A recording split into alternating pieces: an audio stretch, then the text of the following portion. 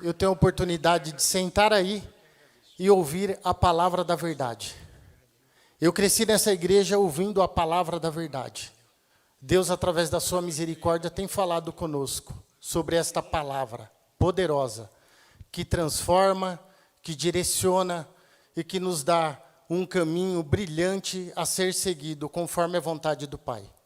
Como foi apresentado pelo pastor Marcos, o nosso convidado de hoje é o Cacau Marques. Ele é um pregador da palavra da verdade. Já é um amigo da nossa igreja. E eu convido aqui o pastor Cacau Marques, que você possa aplaudir ao Senhor pela vida dele. E nós vamos mais uma vez, como tem acontecido desde sexta-feira, ouvir a palavra da verdade.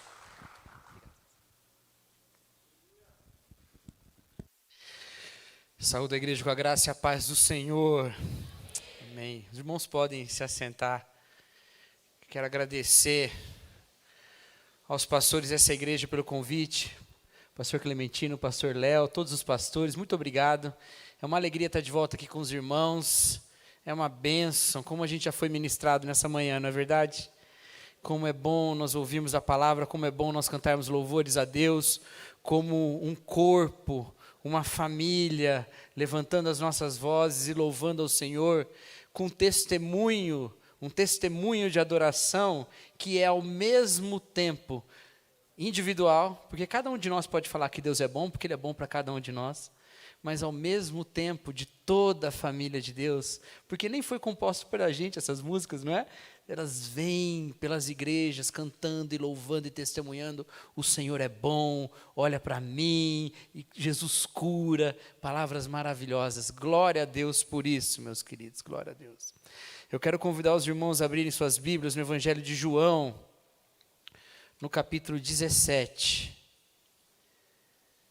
Evangelho de João, capítulo 17. Nós vamos ler o texto e depois nós vamos orar, tá bom? Evangelho de João, capítulo 17. Como fala lá no versículo 17, que é o versículo que dá um nome aqui para nosso congresso aqui, não é? João 17, 17. Santifica-os na verdade, a tua palavra é a verdade. Assim como me enviaste ao mundo, eu os enviei ao mundo. Em favor deles eu me santifico, para que também eles sejam santificados pela verdade.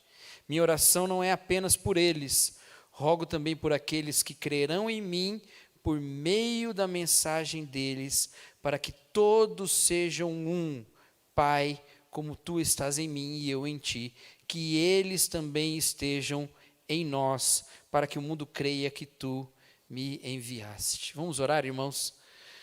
Senhor, nosso Deus, nosso Pai, Pai de nosso Senhor Jesus Cristo, louvamos o teu nome, ó Pai, porque o Senhor é digno de toda adoração, o Senhor é digno de todo louvor, de toda honra, de toda glória. E eu agradeço a Deus porque a tua palavra continua viva e eficaz, e ela continua penetrando nas nossas vidas como uma espada de dois gumes, e ela vem, ó Deus, transformando o nosso viver. E que este milagre, ó Deus, do encontro com o Senhor na sua palavra, aconteça essa manhã. Essa é a nossa oração em nome de Jesus Cristo. Amém. Meus irmãos, o Evangelho de João é o evangelho mais tardio da Bíblia, você sabia disso? Dos 4 evangelhos que nós temos na Bíblia, Mateus, Marcos, Lucas e João, João foi o último a ser escrito. Provavelmente um tempo considerável depois dos outros. É por isso que ele é considerado um evangelho um pouquinho diferente. Você já leu os evangelhos, os 4 evangelhos? Você já percebeu que Mateus, Marcos e Lucas têm muita semelhança e que João é meio diferente? Percebeu? Uma das razões é porque João estava escrevendo um bom tempo depois. As medições, as datações do Evangelho de João vão colocar a escrita desse livro lá para o final do 1º século, do ano 90 depois de Cristo até o ano 100 depois de Cristo, por ali, em algum momento ali. Enquanto os outros evangelhos foram escritos, provavelmente, pelo menos nas datações que eu considero melhores, antes do ano 70.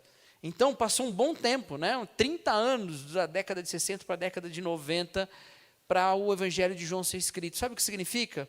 Que João escreve o seu Evangelho para uma igreja muito composta por pessoas que não viram Jesus no seu ministério encarnado. Entende isso? Mateus, Marcos e Lucas escreveram o evangelho numa época em que ainda tinha pessoas vivas, muitas pessoas vivas, que tinham visto Jesus fazer milagres, andando. Lucas fala que foi até atrás dessas pessoas para entrevistá-las. Mas João escreve para uma igreja muito formada por pessoas que não tinham visto Jesus no seu ministério encarnado. E é por isso que no evangelho de João, ver Jesus é uma coisa muito importante. Na próxima vez que você for ler o evangelho de João inteiro, presta bem atenção nisso. Quantas vezes o evangelista fala sobre visão, sobre ver Jesus? Ele começa falando isso. Lá no capítulo 1, ele fala que o verbo se fez carne, habitou entre nós, e nós vimos a sua glória, como a do unigênito do Pai. Nós vimos a sua glória. É no evangelho de João que Filipe pede para Jesus Cristo: mostra-nos o Pai, não é? E é no evangelho de João que tem uma passagem muito importante, que é a história de Tomé. Você sabe quem é Tomé, né? Tomé é aquele que disse que não creria na ressurreição de Jesus, a não ser que ele visse. Entendeu? Só se eu ver. Se minhas mãos tocarem as suas cicatrizes, só assim eu vou crer. E ali, Jesus aparece para Tomé, e a gente tem uma birrazinha com Tomé, né? Como é que não crê, rapaz? Jesus fez tanta coisa, ressuscitou até os outros, por que não ia ressuscitar a si mesmo? Como é que você não acredita? Mas vamos lembrar algumas coisas. Primeiro, os outros discípulos não tiveram a prova que Tomé teve. Jesus já apareceu para eles, já mandou tocar nas feridas, não é?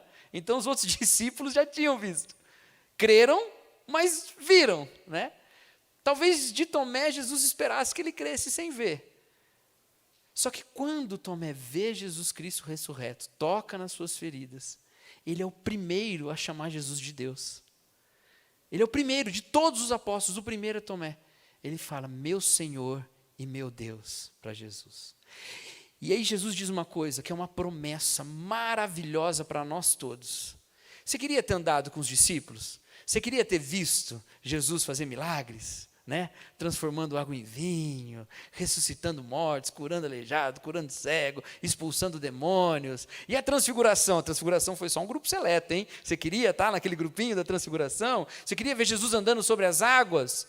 Você lamenta que não teve essa oportunidade, mas aí Jesus chega para Tomé e fala assim: porque viste e creste, bem-aventurados os que não viram e creram. Nós não vimos, mas cremos. Sabe o que Jesus está falando? Que nós não estamos em desvantagem em relação aos apóstolos. Agora pensa, isso presente no Evangelho de João, falando para uma igreja que não viu Jesus andando no seu ministério encarnado, e João está falando assim: olha, mas o Senhor Jesus disse uma coisa: bem-aventurados vocês que não viram, mas creram. Bem-aventurados nós. Essa oração de Jesus, ela ora pelos discípulos, mas ela ora por nós também, como já foi dito aqui. A partir do versículo 20, Jesus cita a gente, né? Não nominalmente, porque é muita gente para ele citar, ia ficar muito grande o livro, mas ele cita a gente. Ele fala assim que a oração não é só por eles, por aqueles ali, mas ele roga também por aqueles que crerão em mim por meio da mensagem deles. Nós cremos por meio da mensagem dos apóstolos. Foi por causa da mensagem dos apóstolos que nós chegamos a conhecer a Jesus e chegamos a crê-lo. E somos então bem-aventurados. Que maravilha, que coisa linda. João falando para uma igreja que não viu Jesus no seu ministério encarnado e falando assim: olha, Jesus orou por vocês também. Ele sabia que pessoas creriam muito tempo depois. João tem essa preocupação. Mas ele não tem a preocupação só de dizer para a igreja: olha, igreja, vocês podem ver Jesus pela fé. Não é só isso que ele está falando. Ele tem uma outra preocupação. E a outra preocupação é: como Jesus será visto no mundo através do seu corpo, que é a igreja. Entende? Ele tem uma preocupação de falar para uma igreja que não viu Jesus, as histórias de Jesus para que eles creiam. Ele fala isso, né? Olha, eu só registrei essas histórias aqui para que vocês creiam para ter a vida eterna. Tinha muito mais coisa para escrever, mas não deu. Mas isso aqui já é suficiente. Ele tinha essa preocupação. Mas uma outra é, como o mundo vai ver Jesus? Porque o corpo de Cristo continua na terra, que é a igreja. Como o mundo vai ver Jesus? E a resposta para isso é santidade. Santidade. A santidade é a maneira como Deus mostra ao mundo, através da igreja, o seu próprio caráter. Sabe por quê? Porque santidade não é uma baita ideia que a igreja teve. Entendeu? Santidade não é uma ideia que a igreja teve. Não foi assim, os apóstolos reuniram e falaram, e aí, pessoal, vamos pensar assim, uma comunidade, como que é ser uma comunidade legal? Põe aí, vamos se reunir uma vez por semana. Tá, no sábado. Não, põe no domingo, que é melhor, porque o sábado a gente já também põe no domingo, dia da ressurreição. Então beleza, vamos anotar aqui. Outra ideia, vamos lá. Não foi nada disso. Santidade nasce no próprio caráter de Deus.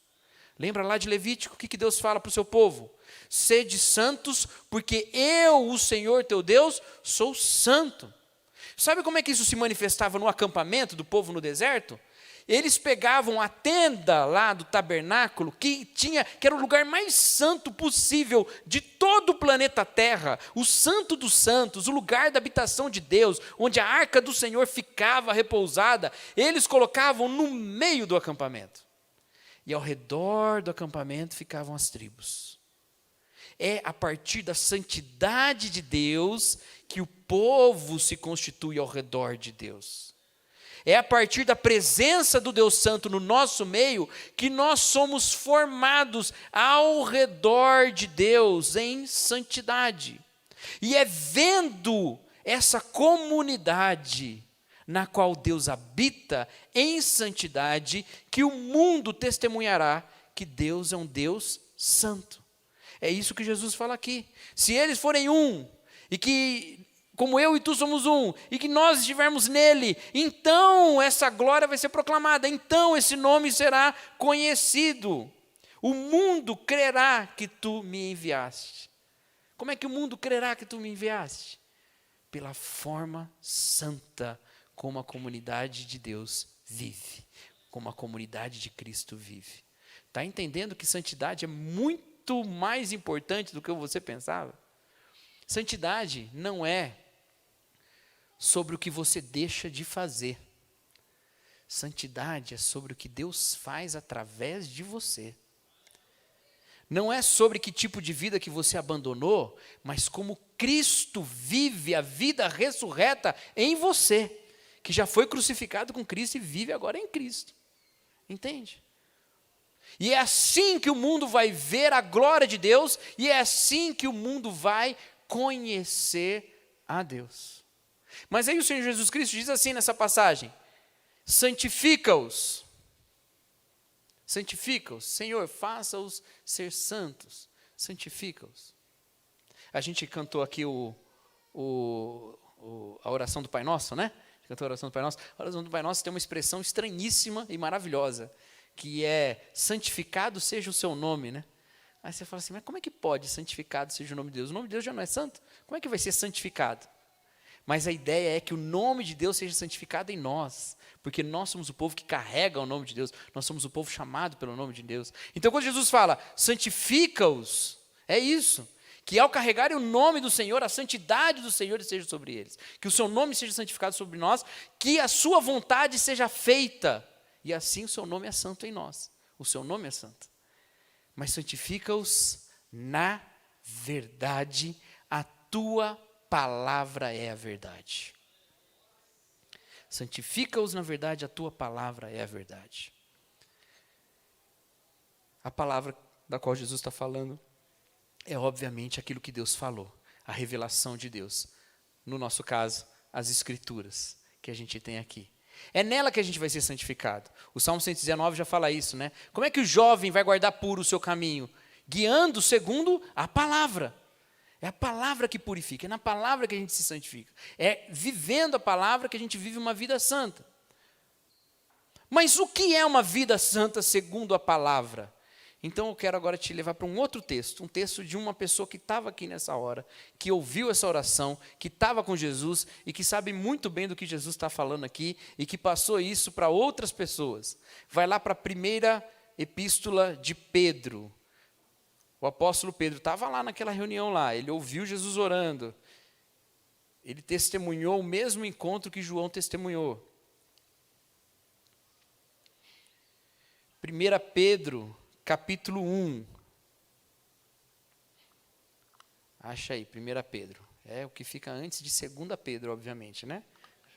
Ficou fácil agora. Espero ter ajudado. 1 Pedro, capítulo 1. Nós vamos ler a partir do versículo 22, tá bom?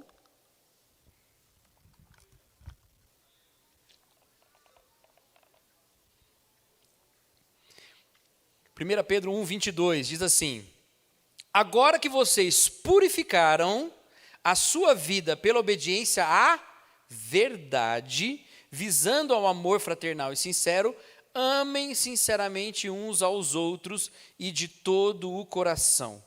Vocês foram regenerados não de uma semente perecível, mas imperecível, por meio da palavra de Deus viva e permanente. Vocês foram purificados pela obediência à verdade, certo? Pedro está falando a mesma coisa que Jesus falou lá. A gente é santificado, a gente é purificado pela obediência à verdade. Então, o que nós fazemos agora? Fomos purificados pela verdade. Fazemos o que então?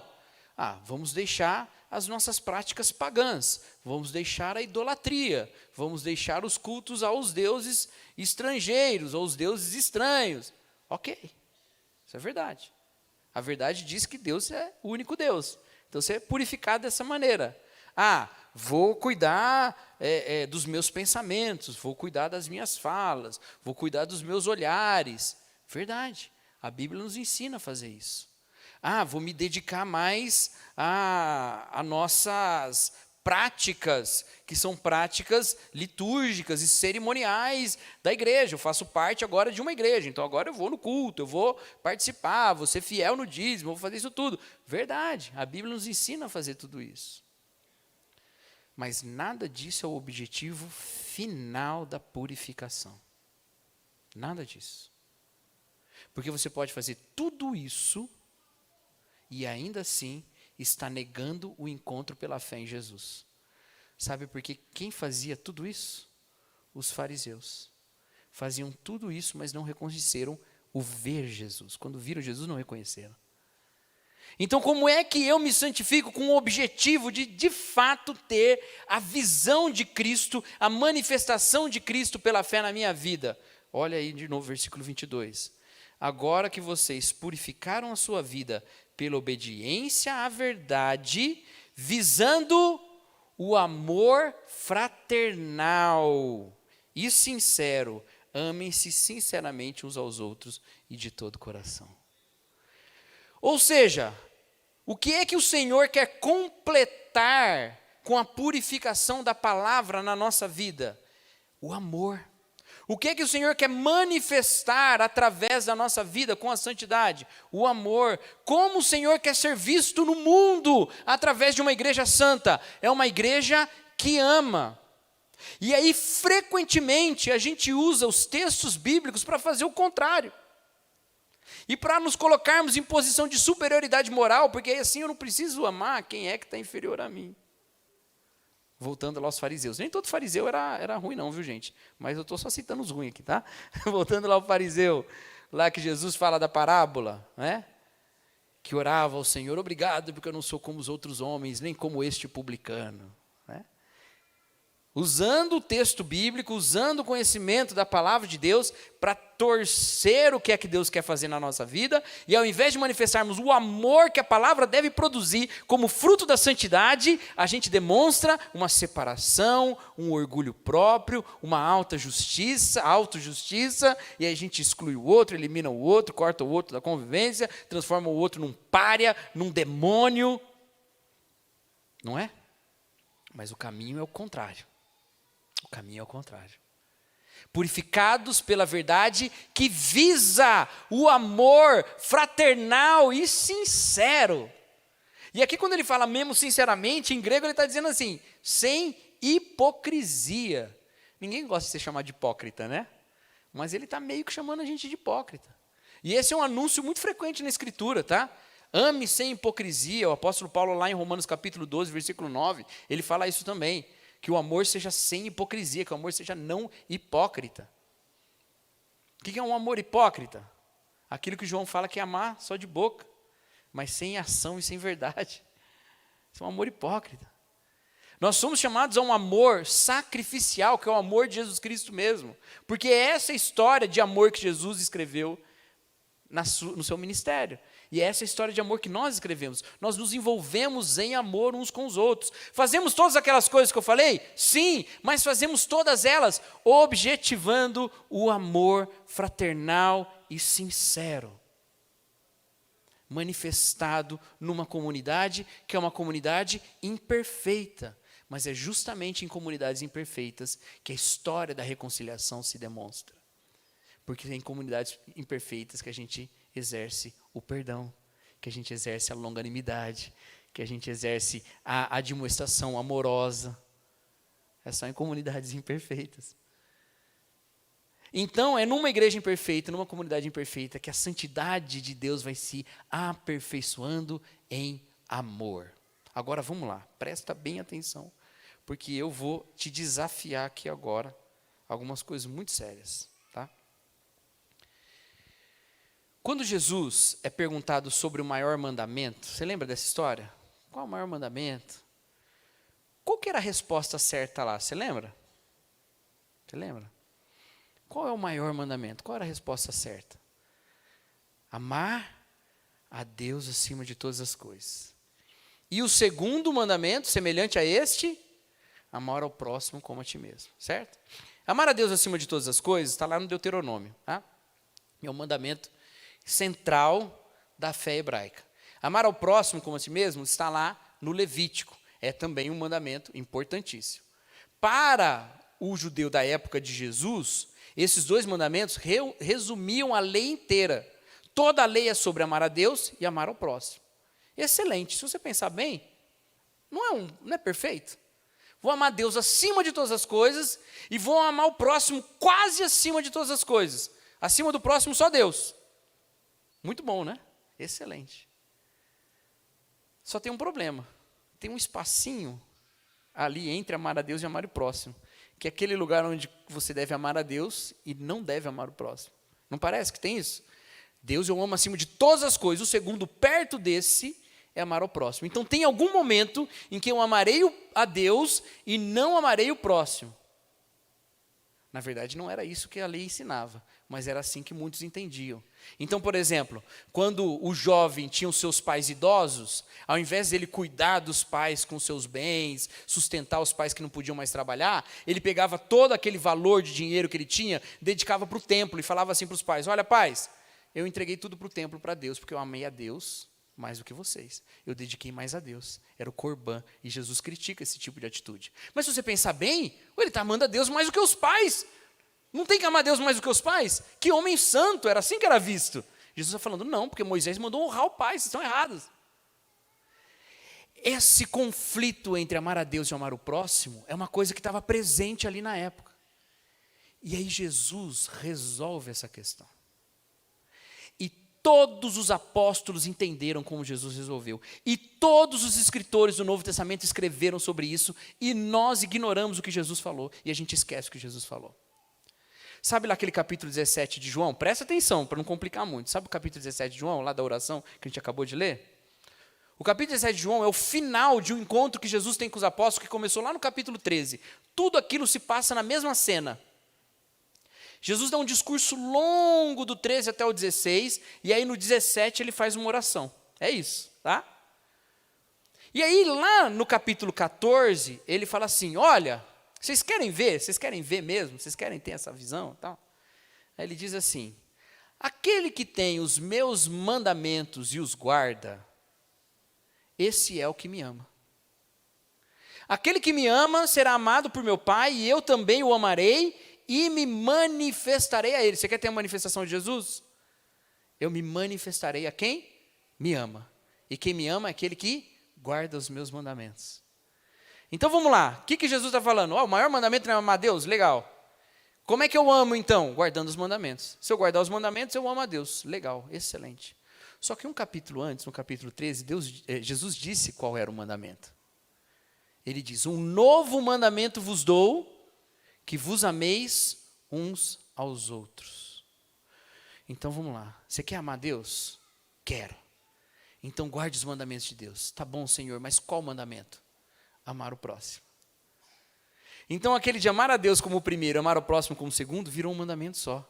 Eu quero amar a Deus, como eu faço? Guarde o mandamento. Qual mandamento? Amar o próximo. Eu amo a Deus amando o próximo.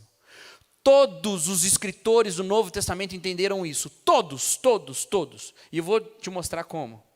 Paulo escreveu em Romanos e em Gálatas que quem ama ao próximo cumpre a lei. E lá em Romanos 14, no versículo 9, ele fala assim: porque os mandamentos como não furtarás, não adulterarás, não darás falso testemunho, esses mandamentos, quem ama o próximo nunca vai descumprir. Porque quem ama o próximo não faz o mal para o próximo. Então você quer ser santificado para seguir os mandamentos? Ama o próximo. Porque se você amar o próximo, você não vai quebrar o mandamento que faz mal para ele. Entendeu? Em Gálatas ele fala a mesma coisa.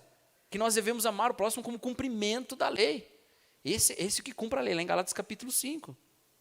João entendeu isso de maneira perfeitamente. No seu evangelho, ele coloca. No seu evangelho, não, desculpa. Na sua primeira epístola, que ele também fala muito sobre ver, né? A palavra da vida que meus olhos viram, nossas mãos apalparam. Lá ele fala assim: olha, se alguém diz que ama a Deus e odeia o seu irmão, é mentiroso. Por quê? Porque como pode amar o seu irmão, amar a Deus a quem não vê e não amar o seu irmão a quem vê? Não é? Então só se pode amar a Deus amando o próximo. Quem não ama não conhece a Deus, porque Deus é amor. Pedro entendeu isso, ele coloca aqui. Olha, a purificação pela palavra da verdade me leva a quê? Ao amor fraternal. Pedro entendeu. Tiago, que nem apóstolo era, nem estava lá naquela reunião. Paulo também não estava, né? Mas Tiago nem apóstolo era, também entendeu isso. Ele diz lá na sua epístola que a lei do reino é amar o próximo. Todos os escritores do Novo Testamento centralizaram o amor ao próximo. Pode ver o quanto se fala sobre amar a Deus nas epístolas. Bem pouco. Lá em Tito, por exemplo, fala que as mulheres mais velhas ensinem as mulheres mais novas a amar a Deus e ao seu marido. Né? Mas é muito pouco. A maior ênfase é em amar o próximo. Por quê? Porque é assim que se ama a Deus. Estão entendendo? Mas mais do que isso, é assim que Cristo habita no nosso meio. Lembra lá o que Tomé ouve de Jesus? Bem-aventurados os que não viram e creram. João dá um jeito de dizer, a partir do que ele aprendeu de Jesus, como é que isso acontece. Lá em João capítulo 1, beleza? João capítulo 1, aquele lá que ele fala assim: nós vimos a sua glória, como do unigênito do Pai, cheio de graça e de verdade. Né? Um pouco mais para frente ele fala assim: ninguém jamais viu a Deus. Ninguém jamais viu a Deus. O Deus unigênito o revelou a nós. João, tá? Que andou com Jesus, que disse que seus olhos viram. Ninguém jamais viu a Deus. O Deus unigênito revelou a nós. O que ele quer dizer com isso? Ninguém nunca tinha visto Deus. Aí Jesus encarnou, nós vimos a sua glória, cheio de graça e de verdade, e ali nós estávamos vendo Deus mesmo. É também no Evangelho de João que Jesus fala: quem vê a mim, vê ao Pai. Certo? Agora presta atenção. Em 1 João, a primeira epístola do mesmo autor, ele diz a mesma coisa. Ninguém jamais viu a Deus. Lá no capítulo 4. Igualzinho. Mas ele completa de um jeito diferente. Ninguém jamais viu a Deus. Se amamos uns aos outros, Deus permanece em nós. O milagre que João teve de ver Deus revelado em Cristo se repete na igreja quando nós amamos uns aos outros. O amor da igreja um pelos outros é Cristo encarnado aparecendo para o mundo. Isso é maravilhoso, porque agora as nossas relações não são mediadas só porque a gente frequenta o mesmo espaço, mas porque a gente se ama de maneira sincera e sacrificial. Isso é maravilhoso, gente. Então, quando eu leio esse texto aqui de 1 Pedro, e ele fala que a palavra me leva ao amor, eu tiro pelo menos duas coisas muito importantes para a minha vida aqui.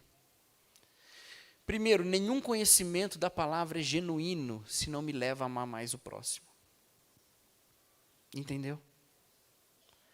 Se o conhecimento da palavra não me leva a amar mais o próximo, ele não é genuíno. Porque ele está dizendo aqui que purificais pela palavra da verdade me leva ao amor fraternal. Não tem jeito. Não tem jeito.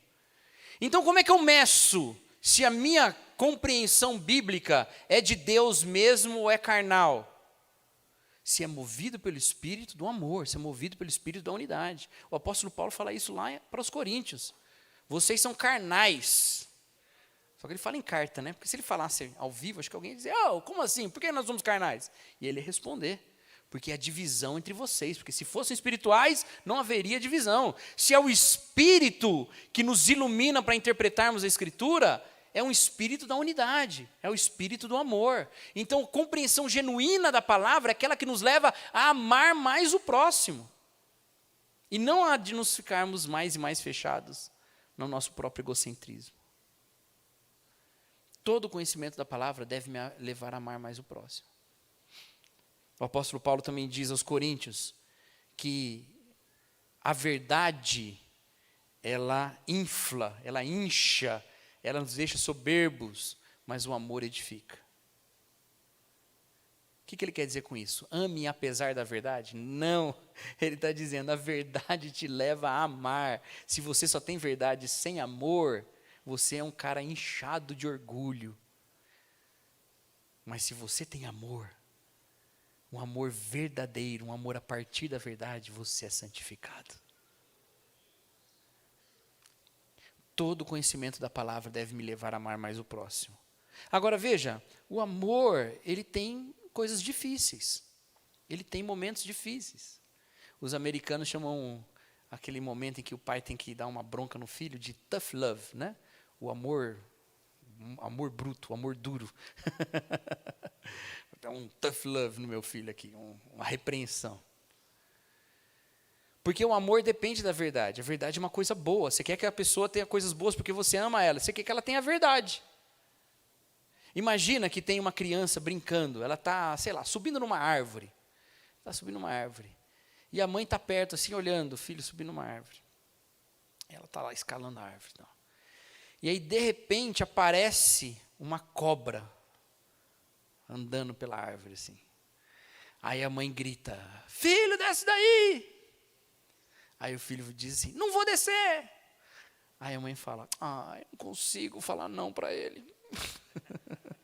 Deixa ele lá. Eu não consigo falar para ele não fazer o que ele quer fazer. Isso é amor, gente?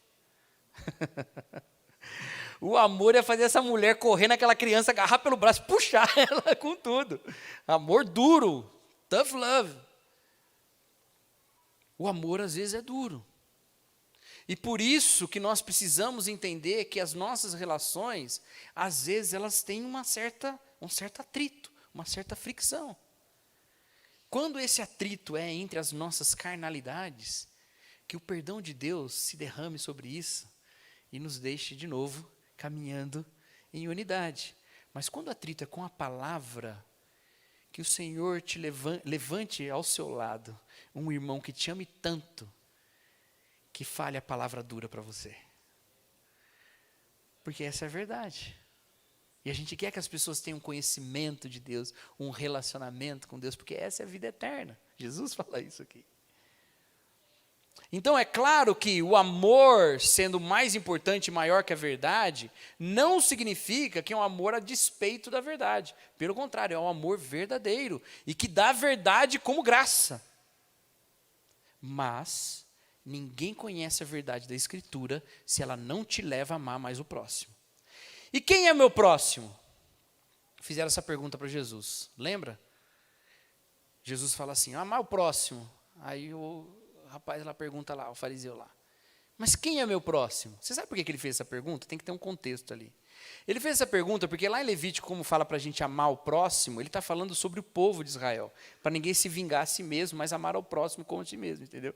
Então tinha esse debate, quem é meu próximo? É só o meu irmão étnico do meu povo, Ou é mais do que isso? Aí Jesus conta a história do bom samaritano. O que a gente entende da história do bom samaritano? A história do bom samaritano é a história sobre um homem que amou o próximo, o bom samaritano. Ele amou o próximo. É verdade, mas não é isso que essa história está dizendo.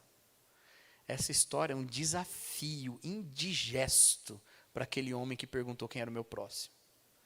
Veja só, a história do bom samaritano conta que um homem estava caminhando, foi atacado por bandidos, caiu no chão, e aí passaram lá várias figuras importantes da religião hebraica, e ninguém parou para ajudá-lo. O levita não parou ninguém. Aí um samaritano, que era de outro povo, que eles tinham uma raiva e uma birra, judeus e samaritanos, passa por lá, vê o homem caído no chão como morto, vai, socorre o homem, leva para uma pousada, paga lá e fala, olha, depois eu passo aqui e pago o resto, né? Fica aí, tudo que ele quiser pegar no frigobar aí, pode deixar, que eu pago. Beleza. Aí Jesus pergunta, quem foi o próximo? Veja, ele não perguntou quem amou o próximo. Ele pergunta, quem foi o próximo daquele que foi atacado? E aí aquele homem responde, eu suponho que seja aquele que se compadeceu dele. Você sabe o que Jesus está querendo dizer? Ele está dizendo assim, meu querido, se fosse você passando na rua naquele momento, e visto alguém caído no chão, talvez você ia fazer uma conta. Será que ele é meu próximo? Será que ele não é? Devo amar ou não devo amar? Mas se fosse você caído no chão, não importa se é judeu, samaritano, quem seja, gentil, passou aqui, me socorre, senão eu vou morrer. Na hora que você é necessitado, todo mundo é seu próximo. Na hora que você tem que amar, aí você pensa, quem é meu próximo? É essa provocação que Jesus fez. É essa provocação. Quem é meu próximo? Agora você se pergunte. A respeito de quem o meu amor está limitado? A respeito de quem eu não tenho fluído a santidade de Deus em amor na direção dele? Quem é que eu tenho dificuldade de amar por alguma questão, por alguma característica, por alguma história, por alguma ideia, por alguma coisa, por algum comportamento? Quem eu tenho dificuldade de amar? Aí está o limite da santidade na sua vida. E é aí que você deve voltar-se para Jesus, se arrepender e se tornar um veículo de amor de Cristo na direção dessa pessoa. Está entendendo? Vamos lá, vamos fazer um exercício. Todo mundo aí, está preparado? Pensa uma pessoa que você odeia. Vamos lá. Pensa uma pessoa que você odeia. Muito bem, você pensou em alguém, você já está errado, acabou o exercício. Você está entendendo? Você está entendendo? É isso que é a Bíblia. A Bíblia não nos dá autorização para odiar ninguém, gente. Ninguém. É isso.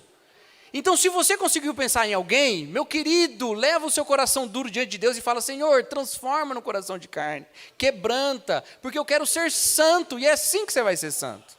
Entendeu? O Senhor é maravilhoso e Ele opera essas coisas na nossa vida.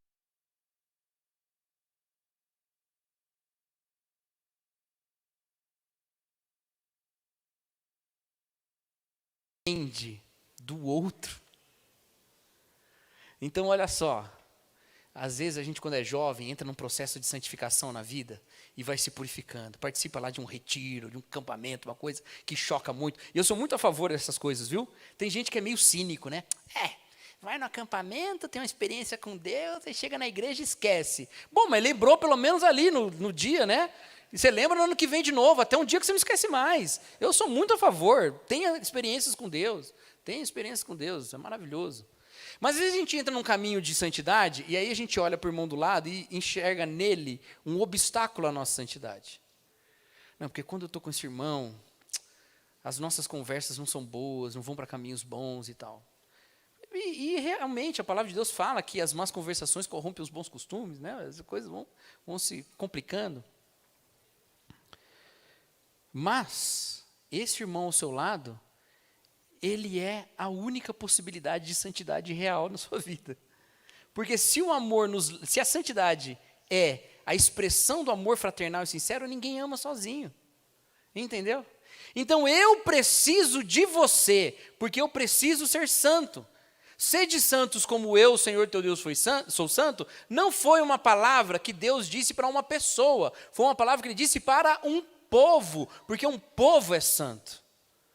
Então Deus quer que você seja santo em comunidade, numa comunidade de santificação, uma comunidade que vai se santificando. Ninguém é santo sozinho, ninguém é santo sozinho. Você precisa do seu irmão. E mais, se aquilo lá que João falou é verdade, e é porque João colocou na Bíblia, e Deus é que inspirou, ninguém jamais viu a Deus, se amamos uns aos outros, Deus permanece em nós. Eu não preciso de você só para ser santo, eu preciso de você porque eu preciso de Deus. Eu preciso de você porque eu preciso de Deus.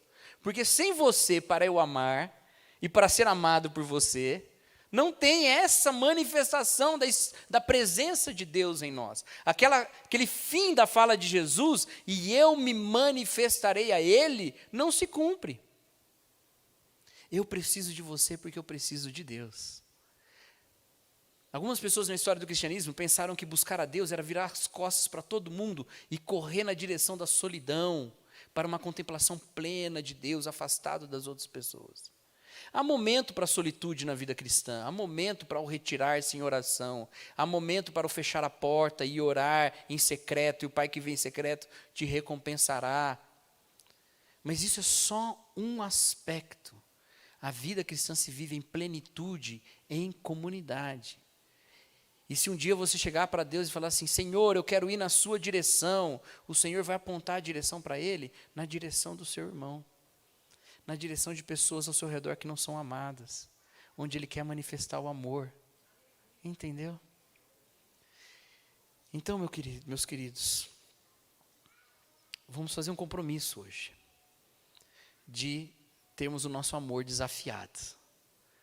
Que a nossa oração, santifica-nos, Senhor, na verdade, a Tua palavra é verdade, seja completada com o que Pedro falou, verdade que nos leva ao amor fraternal e que amemos sinceramente uns aos outros, sem hipocrisia. Que você saia daqui hoje com um desafio objetivo, tá bom? Um desafio objetivo, porque amor é objetivo, tá? Amor não é canção, historinha. Lembra aquela música que a gente canta, né? Ou cantava, não sei. Né? O amor só conhecia em canções que falavam de ilusão, né? Jesus Cristo mudou meu ver, vocês conhecem, né? É antigo.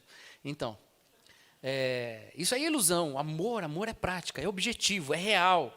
É aquilo que o João fala. Não amemos de palavra nem de língua, mas de ação e de verdade. É verdade. Sai daqui com um objetivo. Que objetivo? Eu não sei. Você pode sair com um objetivo assim, olha, eu estou em conflito com uma pessoa e eu vou colocar como objetivo na minha vida resolver esse problema. Vou colocar como objetivo na minha vida perdoá-la ou buscar o perdão dela. Pode ser. Você pode sair daqui pensando assim, olha, tem gente ao meu redor que eu sei que está passando necessidade e eu evito um pouco porque eu não quero lidar com isso. Eu não mando nenhuma mensagenzinha no WhatsApp dizendo assim, e aí, como é que tá? Tem gente que está afastado, nunca mais apareceu, pode estar passando por algum problema e eu nem vou querer saber. Ou a sua questão pode ser ainda mais abrangente. Olha, tem causas no mundo de injustiça que eu poderia estar atuando e eu não estou atuando.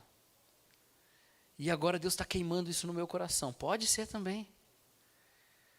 Mas encontre hoje uma forma de ser santificado, amando mais ao próximo. Uma forma de ser santificado e contemplar a Jesus Cristo, amando mais ao próximo.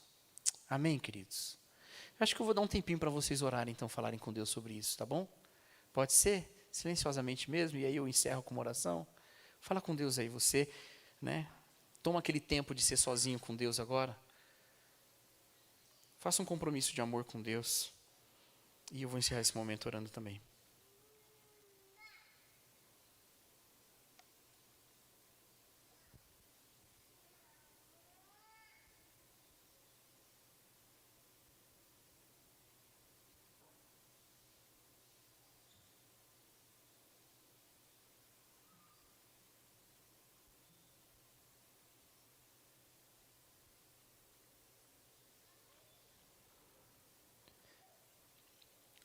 Senhor, Deus de amor, o Deus que é amor, nós louvamos o Teu nome, ó Pai, porque o Senhor é santo e nos forma segundo a Sua santidade. Que o Teu Espírito, ó Pai, preencha essa igreja com relações verdadeiras de amor. Que una, ó Deus, todos os Seus filhos, ó Pai, no amor do Espírito. Que sejamos de fato um, como nosso Senhor Jesus Cristo nos ensinou e rogou para que fôssemos, ó Pai. Senhor, que onde há conflito, que o perdão do Senhor se manifeste, quebra o orgulho, quebra, ó Deus, a vontade da justiça própria. Onde há, ó Pai, inimizade, que a paz seja selada. Onde há indiferença, ó Deus, que a realidade das obras do amor se manifestem, ó Deus. Mas que vivamos, ó Pai, segundo a maior demonstração de amor que existe, aquela na qual nós conhecemos o amor, que é o fato de que Jesus Cristo deu a sua vida por nós, ó Pai.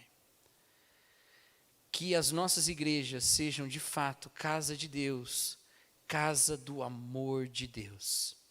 Essa é a nossa oração em nome de Jesus Cristo. Amém.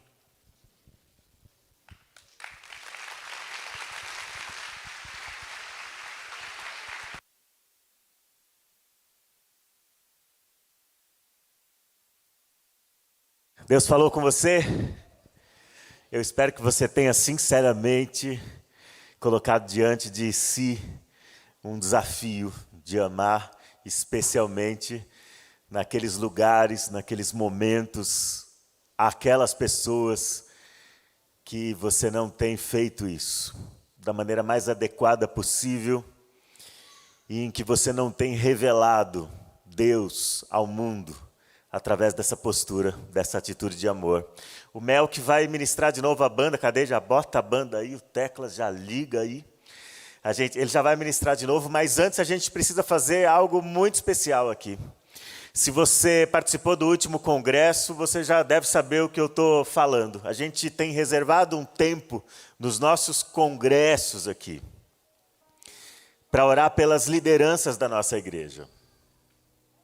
Não porque são uma classe especial, não porque são uma elite espiritual, não porque são pessoas fora do comum, mas justamente porque são homens sujeitos às mesmas paixões do que todos nós. Mas homens, mulheres, jovens, moças, moços, que Deus chamou para servir liderando, para servir cuidando. Na sexta-feira a gente já orou pelos dirigentes das regionais 1, 2 e 3. Ontem à noite nós oramos aqui pelos dirigentes das congregações e subcongregações das regionais 4, 5 e 6. E hoje que nós estamos aqui com os jovens reunidos, eu quero perguntar e quero pedir, todos os líderes de jovens aqui e de adolescentes, e os membros das diretorias das regionais, eu vou pedir para ficar em pé, líderes de jovens e adolescentes aqui. O Melco já vai ministrar de novo com a banda, mas antes a gente precisa orar. Olha quanta gente, que legal.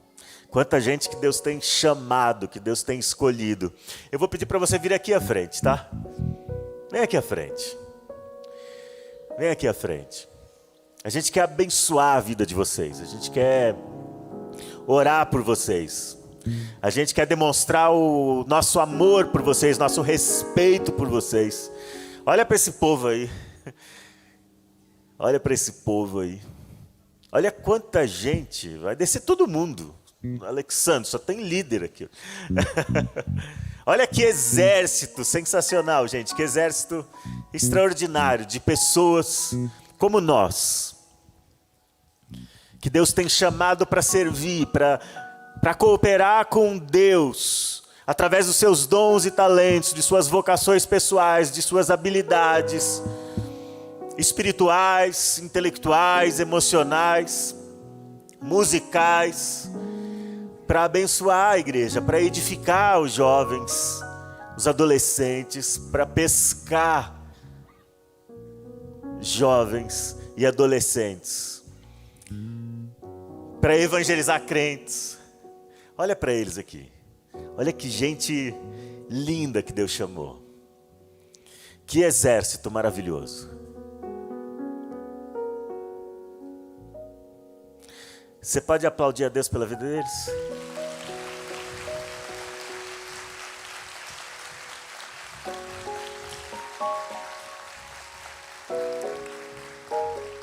Você pode dizer daí onde você está: nós amamos vocês?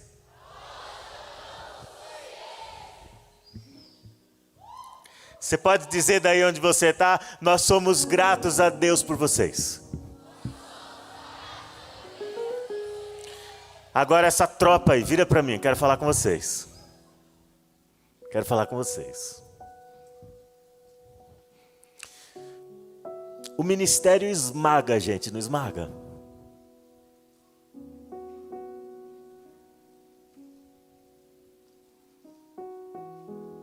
O ministério machuca a gente às vezes, não machuca?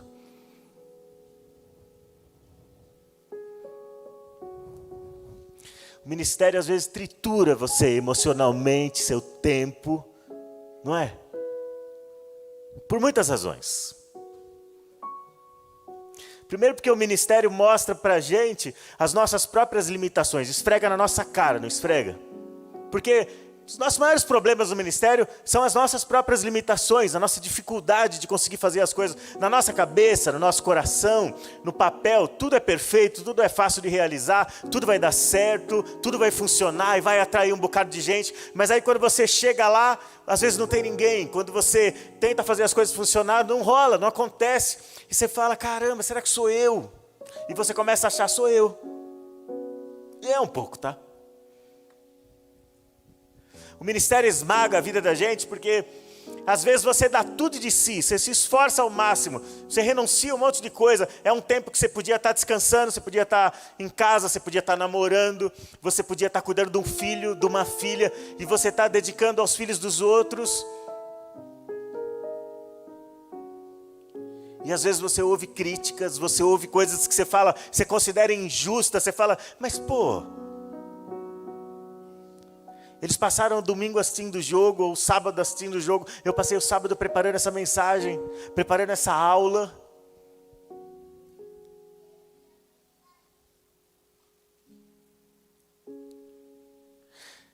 Mas a Bíblia diz em 2 Coríntios, o apóstolo Paulo diz, que a partir de nós exala o bom perfume de Cristo nesse mundo.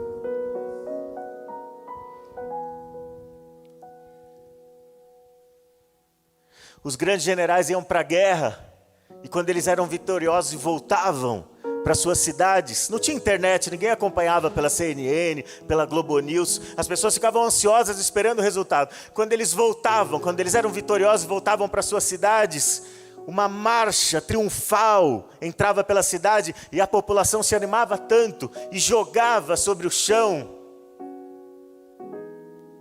ervas perfumadas, plantas que exalavam perfumes e espalhavam incenso pela cidade. E quando as carruagens, as rodas das carruagens, os cascos dos cavalos, dos animais e os pés dos soldados pisavam aquelas plantas, eles esmagavam aquilo, e um perfume exalava pelas ruas da cidade, que era o bom perfume da vitória, da marcha triunfante. Vocês são essas plantas atiradas ao chão, muitas vezes esmagadas, espremidas, machucadas, mas é dessas machucaduras que exala-se um perfume, o perfume que influencia pessoas, que honra Cristo, que exalta Cristo, que abençoa o outro, que enche uma atmosfera desse cheiro de vitória, do triunfo de Cristo sobre a vida daqueles a quem vocês servem.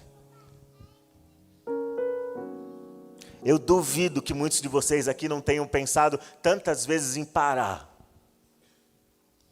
Eu duvido que muitos de vocês aqui não tenham pensado: é o último ano. Aguentem firme. Não para. Não para. Faça isso que a gente foi desafiado a fazer na pregação hoje. Deixa Deus revelar a si mesmo para os outros, através do amor de vocês, através da dedicação de vocês. Alguém fez isso por vocês lá atrás, não fez? Alguém fez isso por vocês, não fez? Façam. Passa adiante. Não desistam. Vocês querem orar por eles? Fiquem em pé, levantem suas mãos. Em nome de Jesus. Virem para eles. Ergam suas mãos para cá. Abençoa a vida desses homens, dessas mulheres, desses jovens. Há adolescentes aqui. Pessoas que não resistiram ao chamado, à vocação, à voz de Deus para a vida deles. E estão aí, sujeitos às mesmas paixões que vocês, abençoando a vida de vocês. Amem essas pessoas, ajudem essas pessoas, encorajem essas pessoas. Estendam as mãos para essas pessoas, corram com elas a jornada delas, porque é de vocês também. Em nome de Jesus, você pode erguer sua voz, vamos orar por eles. Pai Todo-Poderoso, nós te louvamos, Senhor, pela vida dessas pessoas que estão aqui, Pai, desse exército de soldados, desse exército, Senhor, de homens e de mulheres que o Senhor chamou para si, que o Senhor elegeu para o ministério, que o Senhor vocacionou para o ministério. Esse exército de homens, de mulheres, de jovens, de rapazes, de garotas, que muitas vezes se questionaram se realmente foram chamados, se realmente foram vocacionados, se realmente estão aptos, se são dignos do ministério. Mas Deus Todo-Poderoso, nós te louvamos pela vida deles, porque sabemos que eles não estariam aqui se não tivessem sido chamados por ti, vocacionados por ti. E nós sabemos que eles estão sendo habilitados para o ministério dia após dia, que eles estão sendo capacitados, e que até nas suas machucaduras Cristo tem sido honrado, Cristo tem sido exaltado, e Deus tem sido revelado por meio da sua igreja, por meio do trabalho desses jovens, dessas jovens, desses homens, dessas mulheres, que tantas vezes renunciam a confortos, a comodidades que muitos de nós não estão interessados em renunciar. Pai, compensa esses homens e essas mulheres, recompensa essas moças e esses rapazes, Deus, em nome de Jesus. Coloca a tua mão sobre a vida deles, Deus, em nome de Jesus. Faz prosperar a tua obra no meio da mocidade da Assembleia de Deus de Madureira, aqui em Guarulhos. Faz prosperar a tua obra no nosso meio. Salva vidas através deles e delas. Salva vidas, meu Deus, em nome de Jesus. Arranca pessoas das garras do diabo e de Satanás e de todos os seus demônios, através da vida, do testemunho, das orações, da dedicação, do aconselhamento, das orações destas pessoas que estão aqui, meu Deus. Arranca pessoas que têm sido sequestradas pelos vícios, pelas drogas, pelo pecado, pela maldade, pela malignidade desse mundo. Em nome de Jesus, usa a vida desses líderes aqui, Pai. Que a vida deles, Senhor, ajude a trazer consolo para tantas mães, para tantos pais que precisam da ajuda deles para pastorear seus filhos e suas filhas, meu Deus. Usa a vida deles para abençoar a vida dos seus pastores e para dividir o fardo de pastorear suas congregações, suas igrejas, suas comunidades. Que cada um dos seus pastores e líderes enxergue neles parceiros, companheiros de ministério, irmãos em Cristo, gente disposta ao sacrifício para ver a tua igreja edificada, o nome do teu filho honrado, a glória do Senhor sendo erguida entre todos. Em nome de Jesus, usa os lábios dessas pessoas, Pai. Em nome de Jesus, provoca afetos no coração deles, afetos de amor, sincero, sem hipocrisia, interessado, de inquietação pelo bem-estar dos jovens e dos adolescentes de suas igrejas, que eles acolham cada um dos que tem se achegado a esse ministério e que eles sejam usados por Ti para ir ao mundo, pescar almas, pescar homens, pescar jovens, pescar adolescentes, meu Deus. Em nome de Jesus Cristo, seja o Teu Espírito Santo sobre a vida de cada um deles, enche-os, habilita-os com os dons espirituais, Senhor. Enche essas pessoas de poder espiritual, porque só o Senhor pode salvar, porque só o Senhor pode perdoar, porque só o Senhor pode edificar, porque só o Senhor pode fazer prosperar o trabalho da sua igreja, porque a obra é Tua e eles precisam fazer isso pelo poder do Teu Espírito Santo. Não é pela carne, não é pela nossa inteligência, não é pela nossa estratégia, mas que a mão do Teu Espírito Santo esteja sobre a vida deles, que dons sejam derramados sobre a vida deles, e que o Teu nome seja glorificado. Que Deus abençoe vocês. Olha aqui para mim, que Deus abençoe vocês, que Deus use muito mais ainda a vida de vocês. Não desista, não desista, não desista, não desista. Não desanima, não desista. Em nome de Jesus, não desista. Não desiste, não desiste. Em nome de Jesus, não desanima. Não desanima, há recompensa aí. O perfume de Cristo é exalado a partir da vida e do ministério de vocês. Vocês podem aplaudir a vida deles. Vocês vão voltar para os seus lugares, mas eu quero que vocês recebam eles com abraços, com beijos, com palavras de encorajamento, de ânimo, em nome de Jesus, de agradecimento. Abraça eles, Melk. Vem ministrar, Melk. Vem ministrar em nome de Jesus. Aproveita mais esses instantes aqui, é uma celebração. Aleluia.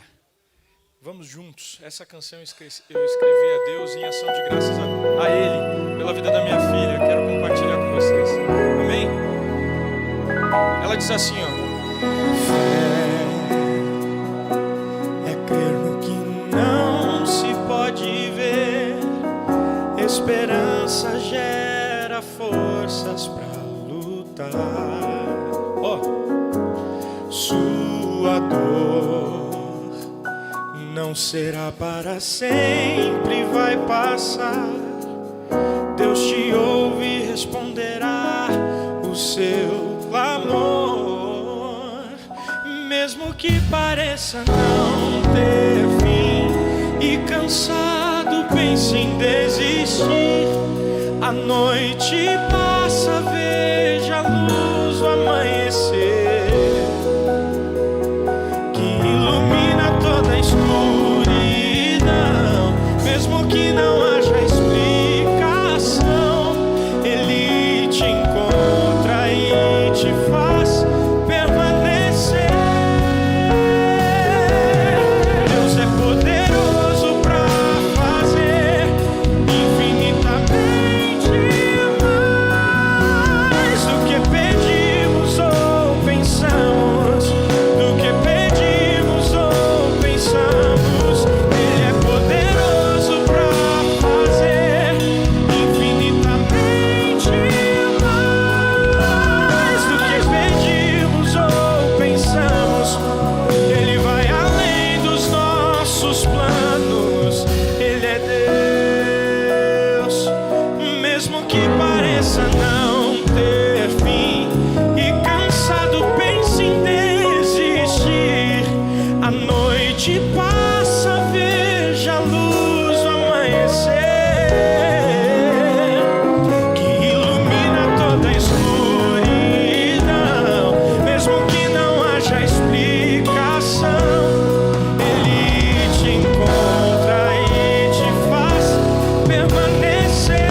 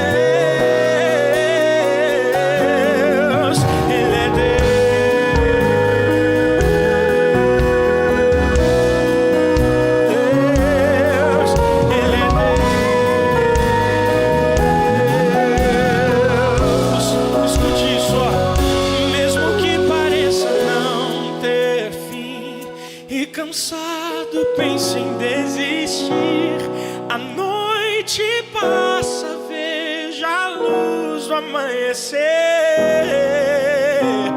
que ilumina toda a escuridão, mesmo que não haja explicação. Ele marcou essa manhã para te consolar, para dizer que vai dar certo, para nos reposicionar. Mesmo que pareça não ter fim e cansado pense em desistir, a noite passa, veja a luz do amanhecer, que ilumina toda a escuridão, mesmo que não haja explicação. Ele te encontra e te faz permanecer. Deus é poderoso para fazer, diga isso, infinitamente mais do que pedimos ou pensamos, do que pedimos ou pensamos. Ele é poderoso para fazer, diga, infinitamente mais do que pedimos ou pensamos. Ele vai além dos nossos planos. Ele é Deus.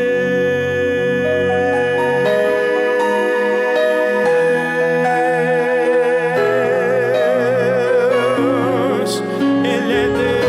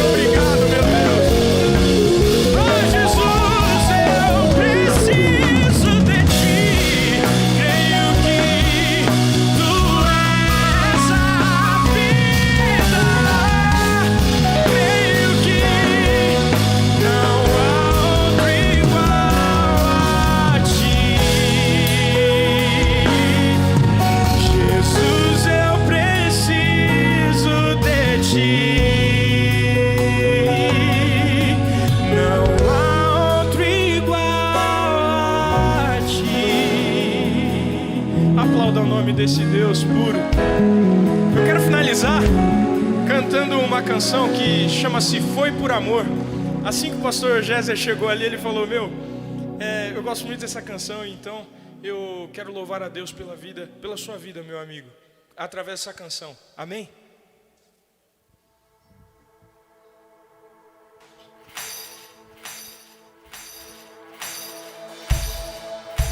O véu se rasgou, o véu se rasgou, tudo escuro ficou, silêncio no céu, tudo consumado foi. A morte se esqueceu que era o Filho de Deus, e ao terceiro dia meu Jesus ressuscitou. Túmulo vazio,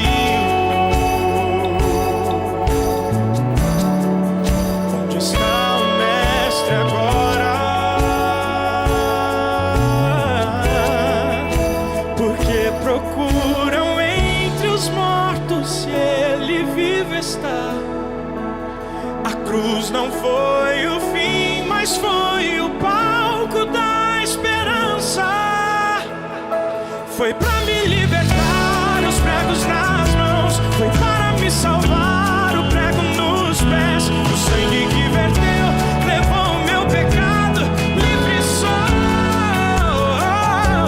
Foi pra me libertar, os pregos nas mãos. Foi para me salvar, o prego nos pés. O sangue que verteu levou o meu pecado, livre sou.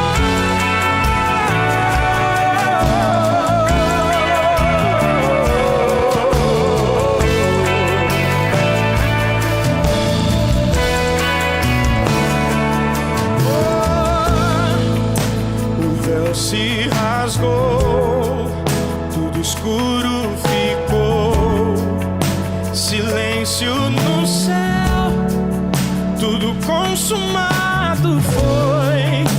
A morte se esqueceu que era o Filho de Deus, e ao terceiro dia meu Jesus ressuscitou. Túmulo vazio, onde está o Mestre agora?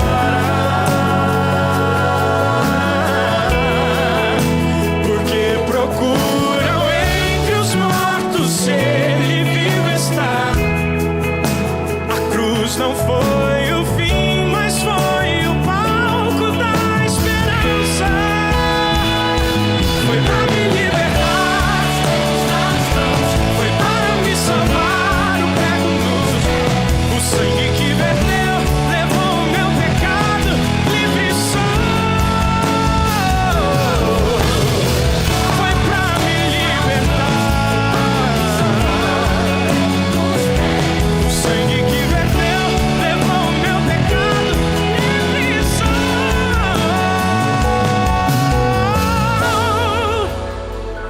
Foi por amor que Ele sofreu, foi por amor que Ele se deu, foi por amor que Ele sofreu, foi por amor.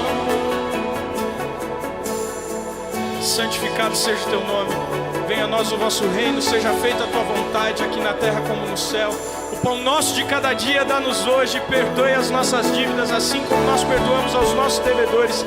Não nos deixe cair em tentação, mas livra-nos do mal, porque teu é o reino, o poder e a glória para sempre e sempre e sempre e sempre. Foi para me libertar. O sangue que verteu levou o meu pecado, livre sou. Foi para me libertar.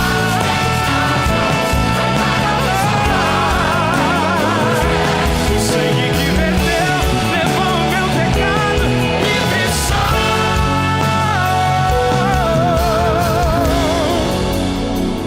Foi por amor que Ele sofreu, foi por amor que Ele se deu, foi por amor que Ele sofreu, foi por amor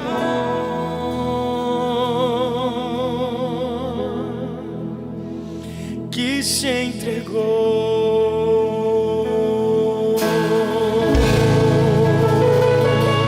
Me perdoe por ter errado aquele trechinho lá. Eu não entendi o tempo do VS, mas eu quero de antemão agradecer a Deus por vocês. Muito obrigado pelo convite mais uma vez, Pastor Clementino, Léo, muito obrigado, Pastor Géser, valeu. A todos, a toda a liderança, Cacau, pastor, uma alegria ouvi-lo, um privilégio. Tudo isso a você.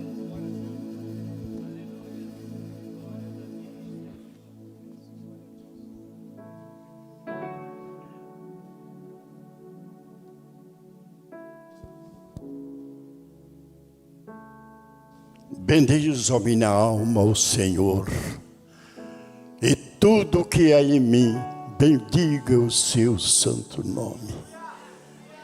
Deus se fez presente e continua conosco neste lugar.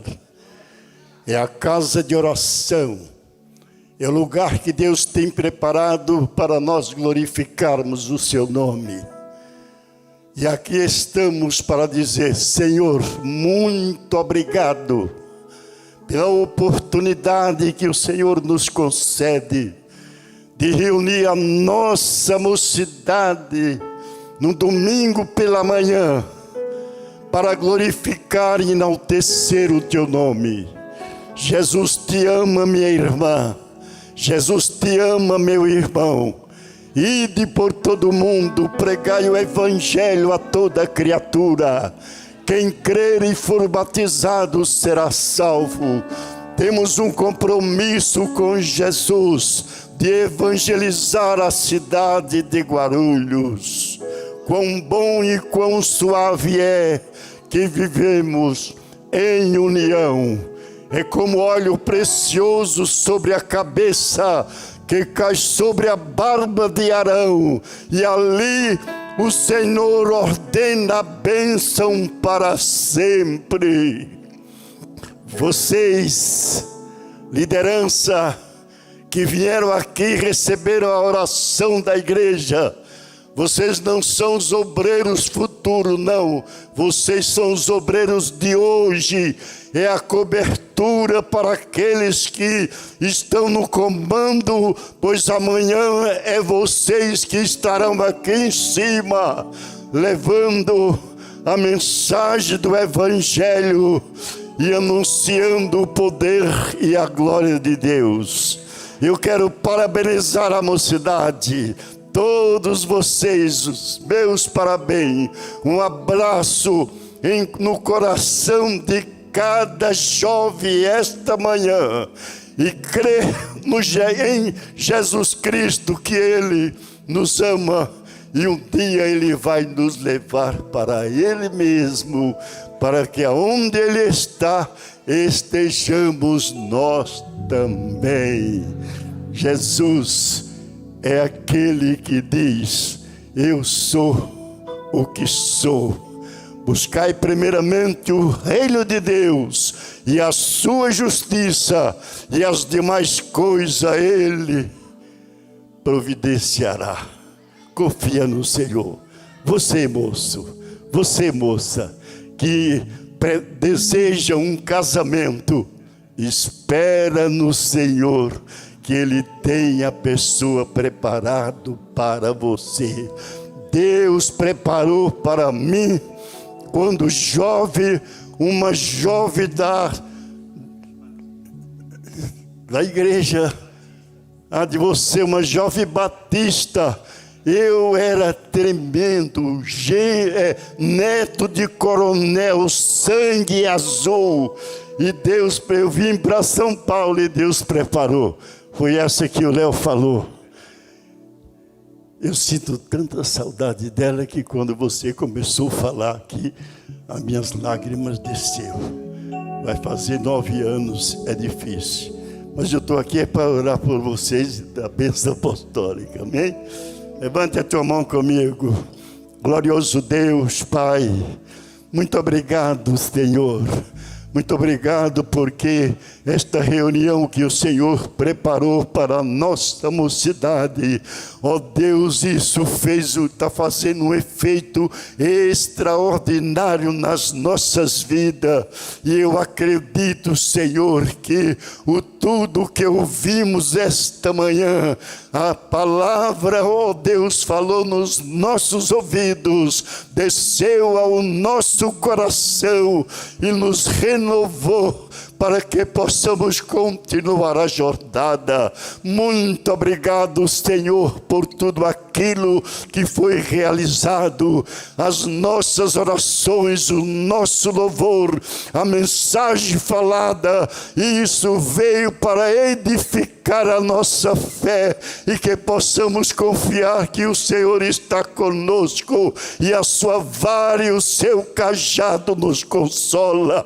Muito obrigado, Senhor, por esse culto apresentado. E agora que iremos para os nossos lares, leva-nos debaixo da tua proteção, dê-nos uma tarde de bênção, e à noite estaremos de volta na casa de oração para continuar louvando, glorificando e enaltecendo o nome de Jesus. Abençoa cada jovem, abençoa o teu servo que nos trouxe a palavra esta manhã, abençoa os teus servos que apresentaram o louvor e ajuda-nos a continuarmos a jornada. Tudo isso, Pai, é o que nós te pedimos em nome de Jesus. Que o amor de Deus, o nosso Pai, a graça de nosso Senhor e Salvador Jesus Cristo, a comunhão e as consolações do Espírito Santo, seja para sempre em nossas vidas. Podemos dizer amém? Amém, Jesus. Que Deus nos leve em paz. Aleluia, aleluia. Até a noite.